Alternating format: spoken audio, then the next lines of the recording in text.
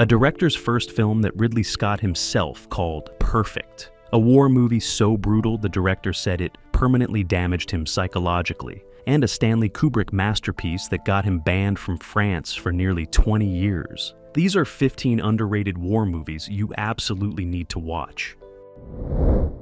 Number 15, The Way Back, 2010. Sign the confession.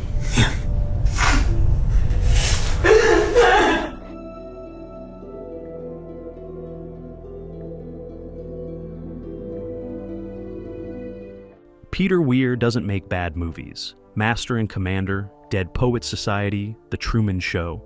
The guy knows what he's doing, but somehow The Way Back slipped through the cracks when it came out in 2010. And that's a shame because this might be one of the most intense survival films ever made disguised as a war movie. The setup is simple but brutal. A group of prisoners escape from a Soviet gulag in Siberia during World War II, and then walk 4,000 miles to freedom. We're talking across frozen tundra, through the Gobi Desert, over the Himalayas. It's not about combat, it's about endurance. It's about what war does to entire populations, not just soldiers. Ed Harris, Jim Sturgis, Colin Farrell, they're all fantastic. But what really sells this movie is how Weir shoots it. He doesn't romanticize the journey. These guys are starving, freezing, dying one by one. There's no heroic music swelling up when someone makes a noble sacrifice. People just drop and the rest keep walking because that's all they can do. The film is based on a book that claimed to be a true story, though historians have since questioned parts of it. But honestly, that doesn't matter. The emotional truth is there. This is what war does. It doesn't just call soldiers on battlefields. It destroys entire lives, scatters families, sends innocent people to die in frozen wastelands thousands of miles from home. Critics respected it. Audiences mostly ignored it. It made just $21 million worldwide on a $30 million budget. But if you're looking for a war film that shows a side of World War II nobody talks about, this is it. Number 14, Defiance, 2008. Сидеть! Что я сделал, ее тоже знаешь. Ты о чем? Так, значит, ты знаешь. Blessed art thou, O God, who gladdens the bridegroom and the bride. Edward Zwick knows how to make a war movie. Glory is a masterpiece. The Last Samurai, love it or hate it, is beautifully made. But Defiance somehow got lost in the shuffle, and that's criminal because this story needed to be told. Daniel Craig, Liev Schreiber, and Jamie Bell play the Bielski brothers, Jewish resistance fighters who saved over 1,200 Jews during the Holocaust by hiding them in the forests of Belarus. This isn't Schindler's List. It's not about one man using his wealth and connections to save people. This is about armed resistance, about Jews fighting back, building a hidden community in the woods while the Nazis hunted them. What makes this movie work is how grounded it feels. These aren't superhero resistance fighters. They're farmers, tradesmen, regular people who had to figure out how to survive in the wilderness while protecting hundreds of refugees. There's infighting, moral compromises, difficult decisions about who gets saved and who doesn't. Craig is excellent here, playing against type. This was right after Casino Royale made him a household name, but he completely disappears into the role. Schreiber might be even better as the more volatile brother who joins the Soviet partisans and has to navigate between two worlds. The film cost $50 million and barely made that back. Critics were mixed. Some praised it for telling an underrepresented story. Others thought it was too Hollywood, too clean for such brutal subject matter. But here's the thing, this story was real. The Bielski partisans actually existed, and their story deserves to be known. Defiance might not be perfect, but it's important, and it's absolutely worth watching. Number 13, Lebanon, 2009.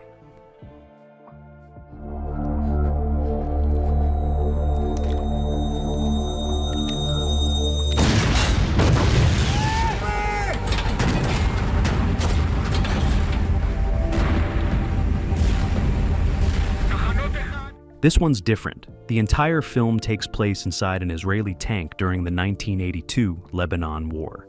Director Samuel Maoz actually served in that war as a gunner in a tank crew, and you can tell this movie came from lived experience. It's claustrophobic, disorienting, and brutally honest about what combat actually feels like when you're trapped in a metal box with 3 other terrified guys.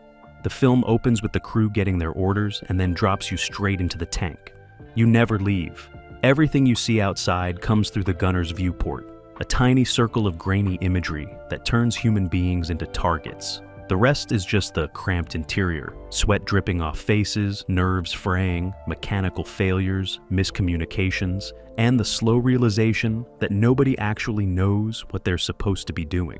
What's remarkable is how Mao's builds tension without traditional war movie beats. There are no big battle sequences, no heroic charges.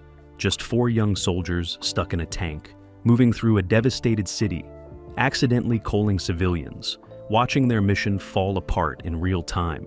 The commander is barely holding it together. The gunner freezes up. The loader is a teenager who shouldn't be there. It's a disaster.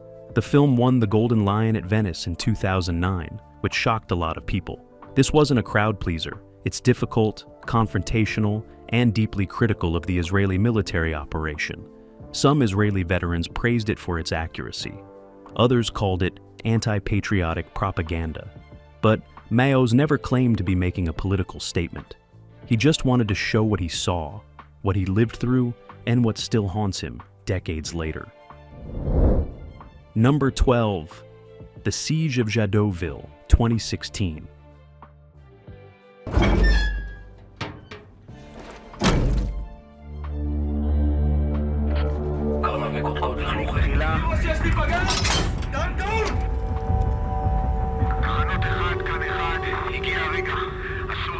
Irish soldiers don't get many war movies, and when they do, they're usually playing British troops or American GIs. But the Siege of Jadotville tells a true story about Irish UN peacekeepers in the Congo who got abandoned by their own command and somehow survived an impossible battle against overwhelming odds. The setup is wild. In 1961, about 150 lightly armed Irish soldiers were stationed in the small mining town of Jadotville when suddenly 3,000 local fighters backed by French and Belgian mercenaries surrounded them. The Irish were supposed to keep the peace, not fight a war. But when the attack came, they had no choice. For 5 days, they held off wave after wave of assaults, calling hundreds of attackers without losing a single man. Jamie Dornan plays Commandant Pat Quinlan, the officer who led the defense. This was right after 50 Shades made Dornan famous, and a lot of people wrote this movie off as a Netflix filler project. But Dornan is genuinely good here, playing Quinlan as a practical, no-nonsense leader who understood his men were expendable to the people giving orders from hundreds of miles away. The film doesn't sugarcoat what happened. The Irish eventually surrendered, not because they were defeated, but because they ran out of ammunition and water. When they got home, instead of being treated as heroes, they were treated as an embarrassment. The Irish government didn't want to admit their peacekeepers got caught in the middle of a Cold War proxy fight, so the whole incident got buried for decades. Director Richie Smyth keeps it tight and focused. The action is well staged, the performances are solid, and the story deserves to be told.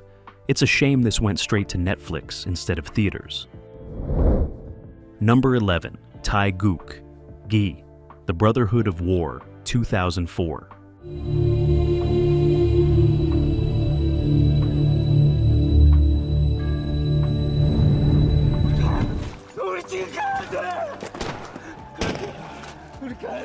Before Bong Joon, who put South Korean cinema on the map with Parasite, there was Kang Jae-gyu, and Taegukgi was his epic statement on the Korean War. This movie cost $12.8 million, which made it the most expensive Korean film ever made at the time, and every dollar is on screen. The story follows 2 brothers who get forcibly conscripted into the South Korean army during the war. The older brother, Jin Tae, promises to protect his younger brother, Jin Seok, no matter what. But as the war drags on and the violence escalates, Jin Tae becomes obsessed with earning enough medals to get his brother sent home. He volunteers for suicide missions, he calls without hesitation, and slowly he transforms from a protective older brother into a ruthless soldier who's lost himself completely. What makes this film devastating is how it shows war destroying the one thing Jin Tae was fighting to preserve. His brother watches him become a monster. The family he's trying to protect gets torn apart anyway. and when the war finally ends, there's nothing left but trauma and regret. It's a brutal, unforgiving look at how war corrupts even the best intentions.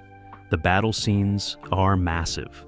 The Incheon landing sequence alone involved thousands of extras, real military equipment, and choreography on a scale that rivals Saving Private Ryan.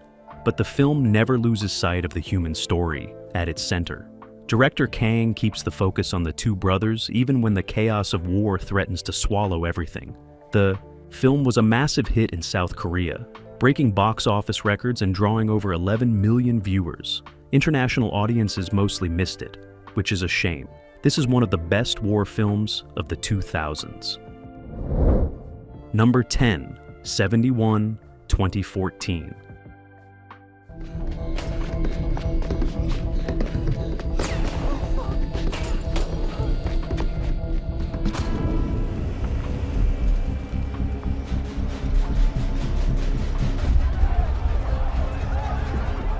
This one's lean, mean, and absolutely relentless.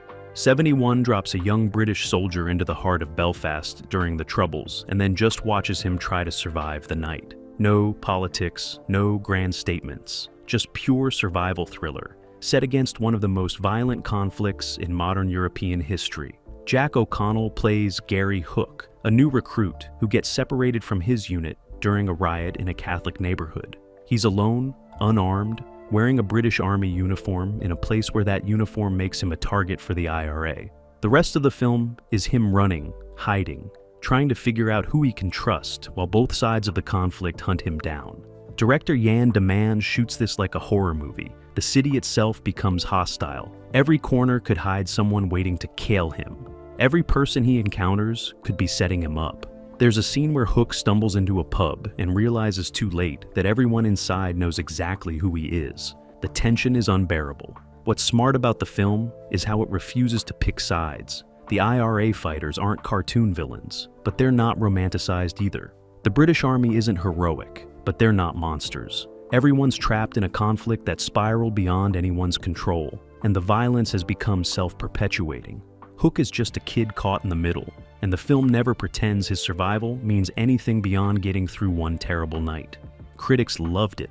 O'Connell proved he could carry a movie, and yet somehow this thing barely made $3 million at the box office. It deserved better. This is one of the most intense, stripped-down war thrillers ever made, and if you haven't seen it, fix that immediately. Number 9, A Midnight Clear, 1992. I'll be dead honest with you here, son. I wonder if your fucking men even know there's a war going on outside. Were it not for extreme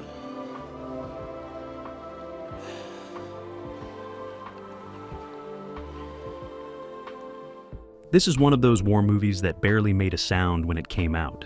And that's criminal, because A Midnight Clear is one of the most emotionally devastating films about World War II ever made. Director Keith Gordon adapted William Wharton's novel, and what he created was something rare, a war film that's quiet, intimate, and absolutely heartbreaking. The story takes place in December 1944 in the Ardennes forest. A small squad of American intelligence soldiers stumbles upon a group of German troops who seem to want to surrender, but can't do it directly without looking like cowards to their own command. So, they propose something insane, a fake battle. The Germans will pretend to be captured, and everyone goes home alive. It's a Christmas truce in the middle of one of the bloodiest wars in history. What makes this film so powerful is how it treats both sides with empathy. These aren't faceless enemy soldiers. They're scared kids who don't want to die in a forest for a war that's already lost. The American squad isn't filled with gung-ho heroes either. They're exhausted, traumatized, just trying to survive long enough to see home again. Ethan Hawke, Gary Sinise, Peter Berg. They're all phenomenal here, playing soldiers who've already seen too much. The film was shot for just over $1 million, and it shows in the best possible way. There are no massive battle scenes, no sweeping orchestral scores. It's just snow, silence, and the constant dread that something's about to go horribly wrong. And when it does, when the plan falls apart and people start dying, it's not heroic or noble. It's just wasteful and stupid and sad. Gordon keeps everything understated. The violence when it comes is quick and brutal. There's no glory in it. Roger Ebert loved this film, calling it one of the best movies about how war makes men into children and children into casualties. But audiences never found it. It made less than $2 million at the box office and quietly disappeared. If you're looking for a World War II film that doesn't follow the usual playbook, this is essential viewing. It's small, it's devastating, and it deserves to be remembered. Number 8. The Beast, 1988.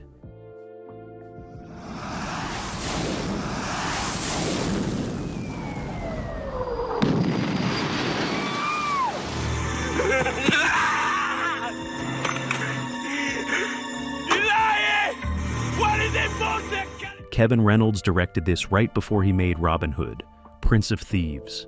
And it's a shame The Beast didn't get more attention, because this might be the best film about the Soviet-Afghan war ever made. It's tense, claustrophobic, and it treats the Afghan fighters with more respect than most Hollywood films would dare to at the time. The setup is brutal. A Soviet tank crew gets separated from their unit in the mountains of Afghanistan after destroying an Afghan village. The tank commander, played by George Dzunza, is a psychotic true believer who thinks he's bringing civilization to savages. His crew is terrified of him. Meanwhile, the survivors of the village he destroyed are hunting them down, led by a man whose family was killed in the attack. It's a chase movie, but one where both sides are trapped in a war neither of them fully understands. What's remarkable is how Reynolds shoots this. The tank itself becomes a character, a massive steel beast lumbering through hostile terrain, constantly breaking down, running out of fuel, overheating in the desert sun. Inside, the crew is slowly turning on each other. The commander is losing his mind. The younger soldiers are questioning everything. One of them, played by Jason Patric, eventually defects and joins the Afghans. The film doesn't take sides in an easy way. The Soviets aren't all monsters. The Afghans aren't all noble freedom fighters. War just grinds everyone down until there's nothing left but survival. There's a scene where the Afghan fighters argue about whether to show mercy or take revenge. And you can see how the war has poisoned everything, even basic human decency. The Beast was shot in Israel on a shoestring budget. The tank they used was an actual Soviet T-55 captured during one of the Arab-Israeli wars. The cast trained with real tankers to understand how these machines actually worked, and you can feel that authenticity in every frame. Critics praised it, audiences ignored it. It made barely $3 million and disappeared. But if you want to understand what asymmetric warfare actually looks like, what happens when a powerful military gets bogged down fighting people who refuse to quit, this is the film to watch. Number 7. Cross of Iron, 1977.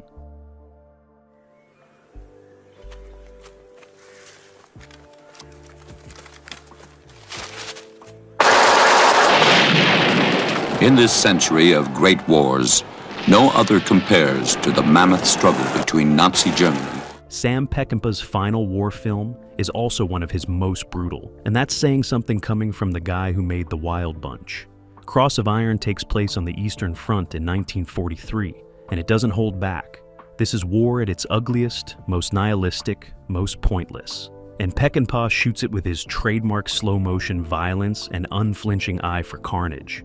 James Coburn plays Sergeant Steiner, a German soldier who's been fighting on the Eastern Front for years and has completely lost faith in everything. He doesn't care about ideology, patriotism, medals, nothing. He just wants to survive and protect the men under his command. Then a new officer shows up, Captain Stransky, played by Maximilian Schell, a Prussian aristocrat desperate for a medal to take home. The two clash immediately. What makes this film so effective is how Peckinpah refuses to romanticize anything. The Germans aren't portrayed as heroes, but they're not cartoon villains either. They're exhausted soldiers trapped in a meat grinder, fighting a war they know they're losing. The film shows the brutality on both sides. Russian soldiers get mowed down in waves, German troops get picked off by snipers. Nobody wins, everybody just dies. The production was a nightmare. Peckinpah was drinking heavily, fighting with the producers, and the film went over budget. But somehow, out of that chaos, he created something powerful. The battle scenes are some of the most visceral ever filmed. Peckinpah uses his slow-motion technique not to glorify violence, but to show its horror. Bodies get torn apart. men die screaming. There's nothing heroic about any of it.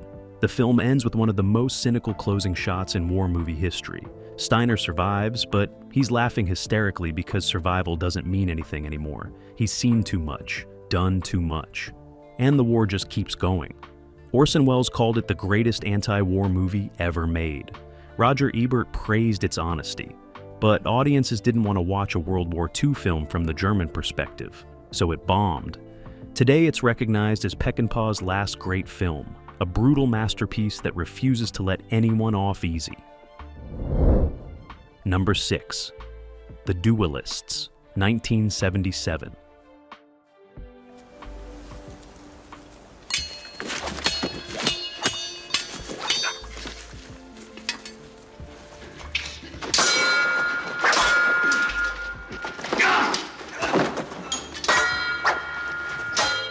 This was Ridley Scott's first feature film, and it's still one of his best. The Duellists is based on a Joseph Conrad story about two French officers during the Napoleonic Wars who develop an obsessive, decades-long rivalry that neither of them can explain or escape. It's a war film, but not in the traditional sense. The war is just the backdrop. The real battle is between two men trapped in a cycle of violence and pride. Keith Carradine plays Armand Dubert, a reasonable officer who accidentally insults Gabriel Ferreau, played by Harvey Keitel. Ferreau challenges him to a duel. Dubert wins, but doesn't kill him. So Ferreau challenges him again, and again, and again. Over the course of 15 years, through multiple campaigns across half of Europe, these two keep fighting duels, and neither of them can remember why it started. What Scott does brilliantly is make every frame look like a painting. The film was shot on location in France and Scotland, using natural light whenever possible. It's gorgeous. Every shot looks like it could hang in a museum. But underneath that beauty is something dark and absurd. These men are destroying their lives over nothing, and they can't stop. The duels themselves are incredible. Scott shoots them with precision and realism. These aren't swashbuckling sword fights. They're brutal, exhausting, clumsy struggles where both men are terrified, and neither has any real advantage. The violence is quick and ugly, and nobody walks away unscathed. The film cost less than $1 million and barely made that back. Critics loved it, audiences ignored it, but it launched Ridley Scott's career, and it remains one of the most beautifully crafted films about the absurdity of honor and the futility of revenge. Stanley Kubrick reportedly watched this film before making Barry Lyndon and called it perfect. That's high praise from a perfectionist like Kubrick, and it's completely deserved. If you haven't seen The Duellists, you're missing one of the best directorial debuts in cinema history. Number 5. Master and Commander, The Far Side of the World, 2003. Stop now, or we will destroy you! Let's fly! Let's fly! All right, lads. Touch wood, Mr. Blakeney. Turn 3 times. May the Lord of Saints preserve. Peter Weir made a war film with no clear villain, no love story, no big emotional speeches, just men on a ship trying to survive the ocean and each other. And somehow, despite being one of the most authentic and beautifully crafted war films ever made, Master and Commander bombed at the box office. It cost $150 million to make and barely broke even, which is insane because this movie is damn near perfect. Russell Crowe plays Captain Jack Aubrey, commander of a British warship during the Napoleonic Wars, chasing a French privateer around South America. That's it, that's the plot. But what Weir does with that simple premise is remarkable. This is a film about leadership, duty, friendship, and the constant tension between following orders and doing what's right. Crowe and Paul Bettany, who plays the ship's surgeon, have incredible chemistry. Their friendship feels real, lived in, complicated. The attention to detail here is staggering. The filmmakers built a full-scale replica of a British frigate and shot much of the film at sea. The actors trained for months to learn how to handle ropes, climb rigging, and move like real sailors. Every costume, every piece of equipment, every line of dialogue feels authentic. This isn't Hollywood's idea of naval warfare. This is what it actually looked like, felt like, sounded like. The battle scenes are brutal and chaotic. Cannons roar, wood splinters explode, Men get torn apart by grape shot. There's no glory in it, just terror and blood and screaming. But Weir balances that violence with quieter moments. The crew performing surgery on deck, naturalist expeditions to the Galapagos, musicians playing together below deck. It's a fully realized world. The film was nominated for 10 Oscars and won 2, but audiences never embraced it. It came out the same year as Pirates of the Caribbean and Return of the King, and it just couldn't compete. But critics and historians love it. Naval experts call it the most accurate depiction of Age of Sail warfare ever filmed. If you want a war film that trusts its audience to appreciate craft, detail, and authenticity over cheap thrills, this is essential viewing. Number 4. Das Boot, 1981.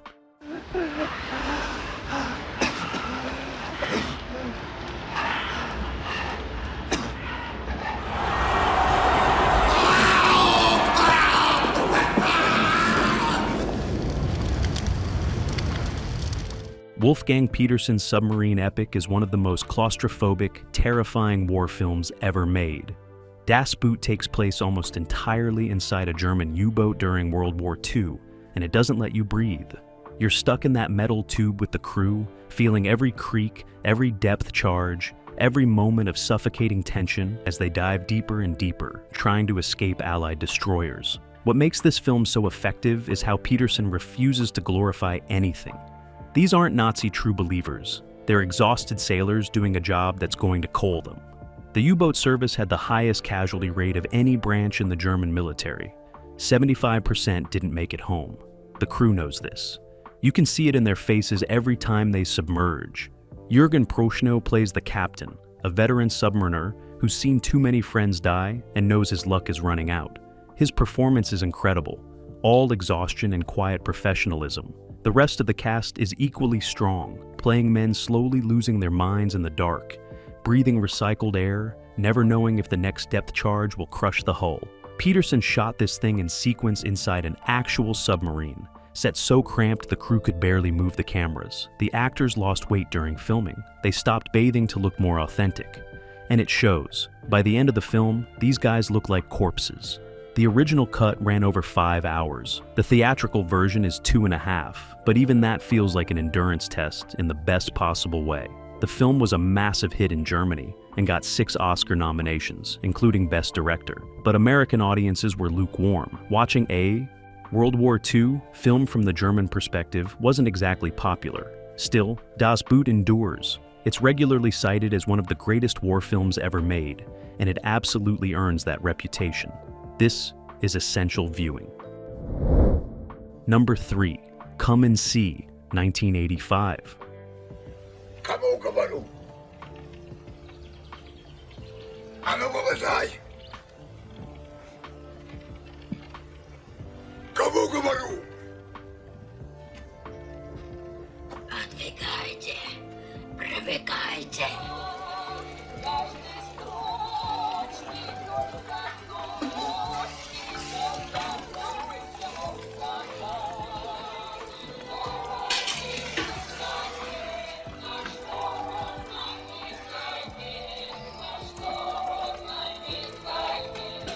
This might be the most disturbing war film ever made.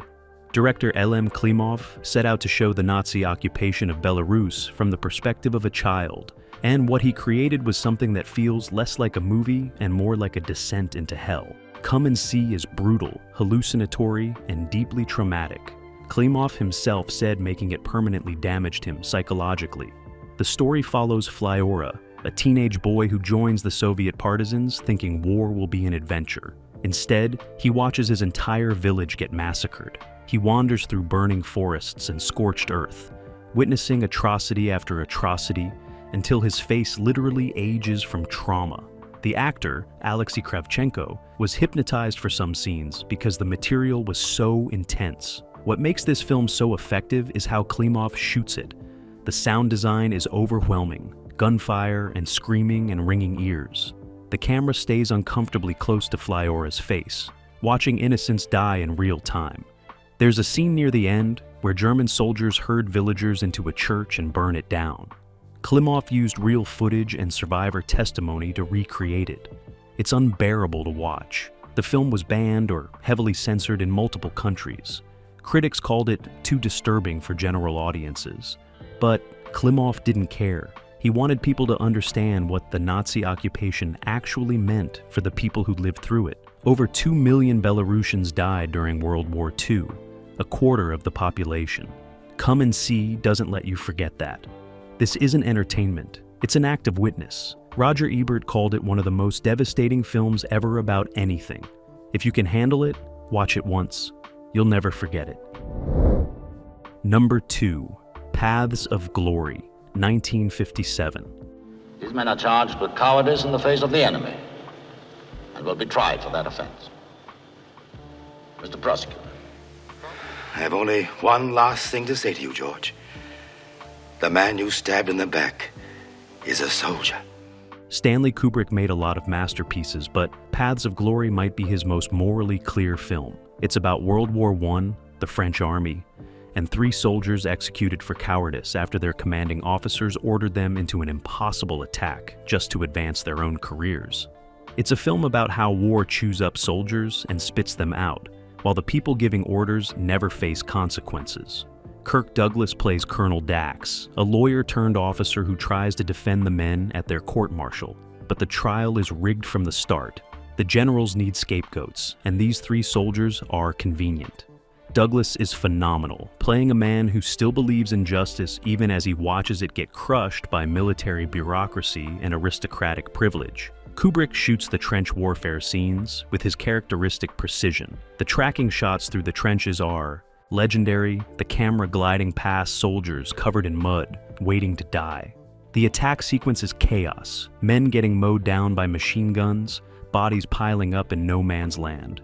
It's brutal and pointless, exactly like the real war. The film was banned in France for nearly 20 years because it made the French military look incompetent and cruel. Switzerland banned it too. But critics recognized it immediately as something special. This was Kubrick announcing himself as a major filmmaker, and he did it by making a film that's essentially a courtroom drama with some of the most powerful anti-war imagery ever put on screen. The ending is perfect. After the execution, Dax sits in a tavern and watches his men listen to a German girl sing. They start crying. These hardened soldiers just break down because for one moment they're allowed to feel something other than fear and rage. It's devastating. Paths of Glory is essential viewing for anyone who wants to understand how war actually works. Number 1, The Hurt Locker, 2008. Contact left! Line down fire!